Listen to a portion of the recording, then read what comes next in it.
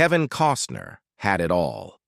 Oscar-winning movies, a hit television empire, and a career that lasted for decades. Then came the shocking Yellowstone exit. Suddenly, fans were asking the same question. What really happened to Kevin Costner? Why did he walk away from the role that revived his career, and why did so much controversy follow? From behind-the-scenes battles and personal setbacks to risks that could change his legacy forever, Costner's story is far more complicated than most people realize. So what happened to one of Hollywood's biggest stars? Let's find out. In June 2024, Kevin Costner officially announced that he would not return for the second half of Yellowstone's 5th season. Instead, he chose to focus on his passion project, Horizon, an American saga. Chapter 1, a film he wrote, directed, produced, and starred in. In a message to fans, Costner explained that after spending the past year and a half working on Horizon, he had come to a difficult realization. I just realized I'm not going to be able to continue Season 5B or into the future, he said. It was something that really changed me. I loved it, and I know you loved it. I just wanted to let you know that I won't be returning. The announcement shocked Yellowstone fans and immediately sparked speculation about what had really happened behind the scenes. Soon afterward, reports began circulating that Costner had clashed with the production team over scheduling, contract negotiations, and creative control. Various sources described tensions that had been building for some time as the show's future became increasingly uncertain. The controversy grew even larger when The Hollywood Reporter published an article in October 2025 claiming that Costner had been involved in a heated confrontation with co-star Wes Bentley. According to the report, tensions reportedly flared after discussions about the show's focus on Costner's character, John Dutton. One source alleged that the disagreement became so intense that the two actors ended up face-to-face, pushing and shoving before others stepped in to separate them. No punches were thrown, but the situation reportedly became heated enough to attract attention on set. Bentley's spokesperson later acknowledged that there had been a work-related argument during an emotional and physically tough scene, though few additional details were provided. Whether these reports fully explain Costner's departure remains a matter of debate. What is certain is that his exit marked the end of an era for Yellowstone and left fans wondering if there was much more to the story than anyone was willing to say publicly. But to understand what happened to Kevin Costner, you have to go back to the beginning of his career, long before Yellowstone, Oscars, and Hollywood fame. In 1983, Costner landed a role in The Big Chill, a film he believed would finally be his breakthrough. There was just one problem. When the movie was released, every one of his scenes had been cut. Ironically, the entire story revolved around his character's death, which brings the other characters together for a reunion. Costner's presence is felt throughout the film, yet audiences never actually see him. While the creative decision worked for the movie, it was a crushing disappointment for a young actor hoping for his big break. Fortunately, director Lawrence Kasdan was impressed by Costner's performance and promised to work with him again. That promise would soon change everything. In 1985, Costner starred in Fandango, a coming-of-age road trip film about 5 college friends facing an uncertain future. The movie wasn't a major box office success, but it gave Costner one of his first substantial leading roles. It also marked the beginning of his long professional relationship with director Kevin Reynolds, a partnership that would later produce films like Robin Hood, Prince of Thieves, Waterworld, and Hatfields and McCoys. That same year, Lawrence Kasdan kept his word and cast Costner in the Western Silverado. The film became Costner's true breakthrough.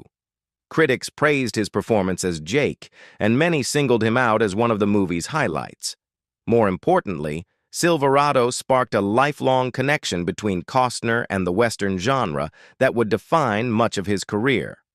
Years later, Costner credited the film's writers for creating a character that gave him the freedom to fully showcase his talent. The success of Silverado quickly led to bigger opportunities, including the lead role in American Flyers. Then came 1987, the year everything changed. Costner was cast as federal agent Elliot Ness in Brian De Palma's crime drama The Untouchables, starring opposite Robert De Niro's Al Capone. The role transformed him into a major Hollywood star almost overnight. The film was both a critical and commercial success, and Costner suddenly found himself among the industry's most sought-after leading men. That same year, he scored another hit with No Way Out, a political thriller co-starring Gene Hackman. The film was praised by critics and became another box office success. Costner even performed many of his own stunts, something that reportedly made the production's insurance company more than a little nervous. In one memorable scene, he rolled across the hood of a moving car, prompting concerns from those responsible for keeping the production safe. By the end of 1987, Kevin Costner had gone from a young actor whose scenes were cut from a movie to one of Hollywood's fastest rising stars. But even bigger successes and even bigger challenges were still ahead. By the late 1980s, Kevin Costner had become Hollywood's king of baseball movies. In back-to-back years, he starred in Bull Durham and Field of Dreams, two films that would go on to become beloved classics. Bull Durham was both a critical and commercial success, earning more than $50 million on a modest $9 million budget. Director Ron Shelton cast Costner partly because of his natural athletic ability. A former high school baseball player, Costner could convincingly hit home runs on camera, helping bring authenticity to the role. The performance helped cement his status as one of Hollywood's rising stars. Then came Field of Dreams in 1989. Interestingly, the lead role was initially offered to Tom Hanks because producers assumed Costner wouldn't want to make another baseball movie so soon. But after reading the script, Costner immediately fell in love with the project and signed on. The gamble paid off. The film became one of the most iconic sports dramas ever made and remains one of Costner's most celebrated performances. Not every project from that period was a success. His 1990 film, Revenge, directed by Tony Scott and co-starring Anthony Quinn, struggled both critically and commercially. But any disappointment was quickly overshadowed by what came next. In 1990, Costner took the biggest risk of his career by directing and starring in Dances with Wolves. At the time, many industry insiders predicted disaster. Some even nicknamed the project Kevin's Gate, comparing it to the infamous box office failure, Heaven's Gate. Few believed a first-time director could successfully pull off such an ambitious Western epic. They were wrong. Dances with Wolves became a massive success, winning 7 Academy Awards, including Best Picture and Best Director. In one of the biggest surprises of the night, Costner won Best Director over Martin Scorsese, whose Goodfellas was also nominated. The film transformed Costner from a movie star into one of Hollywood's most powerful creative forces. Riding that momentum, Costner starred in Robin Hood, Prince of Thieves in 1991. The film was a huge box office hit, becoming one of the highest-grossing movies of the year. However, it also generated criticism, particularly over Costner's decision to use his natural American accent instead of attempting an English one. While audiences flocked to theaters, critics were far less forgiving, and Costner even received a Razzie Award for Worst Actor. That same year, he delivered another major performance in Oliver Stone's JFK, playing New Orleans District Attorney Jim Garrison. Costner anchored the controversial political drama that examined the assassination of President John F. Kennedy. The film sparked debate, earned multiple Academy Award nominations, and further strengthened Costner's reputation as one of Hollywood's leading stars. In 1992, he teamed up with Whitney Houston for The Bodyguard. Costner personally pushed for Houston to be cast despite her lack of acting experience. Critics were divided on the film, and some questioned the chemistry between the two leads. Yet audiences embraced it. The Bodyguard became one of the biggest box office hits of the year, while Houston's rendition of I Will Always Love You became one of the best-selling songs in music history. The following year, Costner starred alongside Clint Eastwood in A Perfect World. During production, the two strong-willed stars reportedly clashed at times, but Eastwood's tough approach kept the film on track. The result was a critically respected drama that Eastwood would later describe as one of his personal favorites. In 1994, Costner returned to the Western genre with Wyatt Earp, a passion project he helped develop after leaving another Western that was being made at the same time, Tombstone. Costner wanted a more detailed story focused on Wyatt Earp himself, while Tombstone took a broader ensemble approach.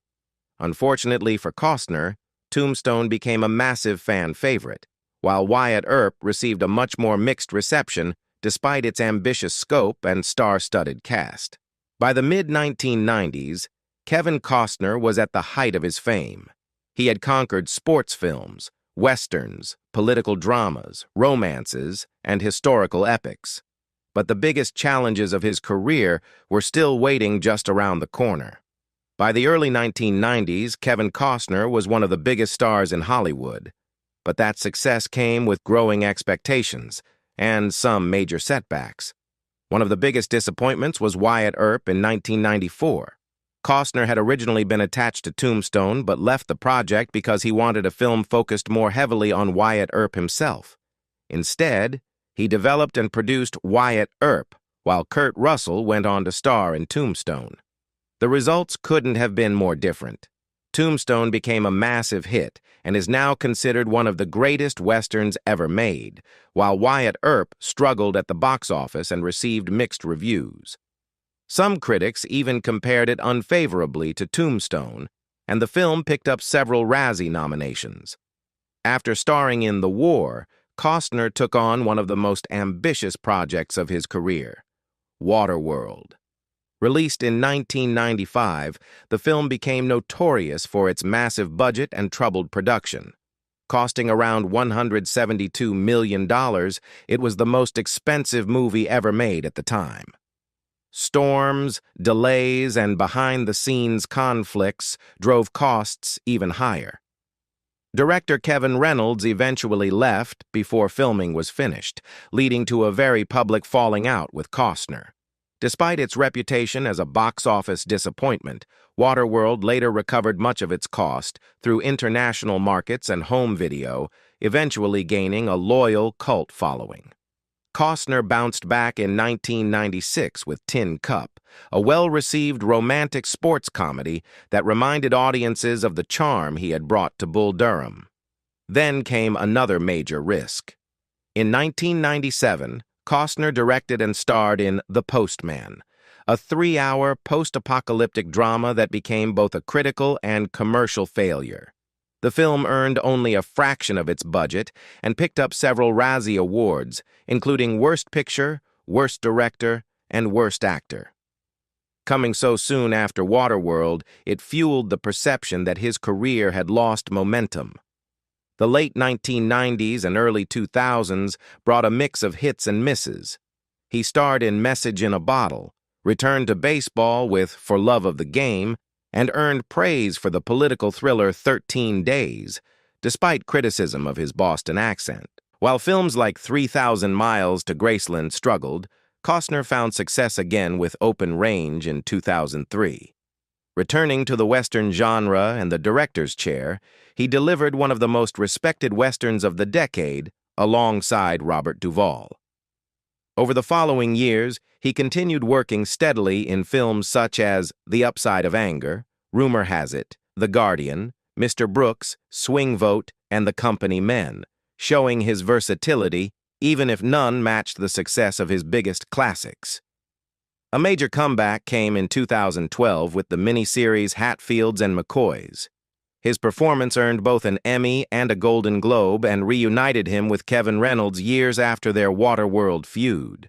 Costner later joined the DC Universe as Jonathan Kent in Man of Steel and earned praise for supporting roles in Hidden Figures and Molly's Game. He also appeared in Draft Day, McFarland, USA, The Highwaymen, and Let Him Go, proving he could still command the screen decades into his career. But as the years passed, something unexpected happened. While his movie career settled into a steady rhythm, a new opportunity emerged, one that would introduce Kevin Costner to an entirely new generation of fans. That opportunity was Yellowstone. The series marked Costner's first major television role, and it quickly became one of the biggest shows in America. As ranch patriarch John Dutton, he brought authority, toughness, and surprising emotional depth to a character who could have easily become a villain in lesser hands. The role revitalized his career and reminded audiences why he had been one of Hollywood's biggest stars for so long. After leaving Yellowstone, Kevin Costner poured his energy into the project he had dreamed about for years, Horizon, an American saga. He wrote, directed, produced, and starred in the ambitious Western saga, hoping it would become the next great chapter of his career. However, both Chapter 1 and Chapter 2 struggled commercially, falling short of expectations at the box office. Despite the setbacks, Costner has refused to give up on the series. Work on Horizon. Chapter 3 has faced significant funding challenges, putting the project on hold for the time being. Even so, Costner remains determined to finish the story. As he explained in 2024, "I have to hurry and not let the rock fall back downhill. I've got to go put my hands on it again and start to push it up. It's a rope that I cannot let go of. I don't know how I'm going to make 3 right now, but I'm going to make it."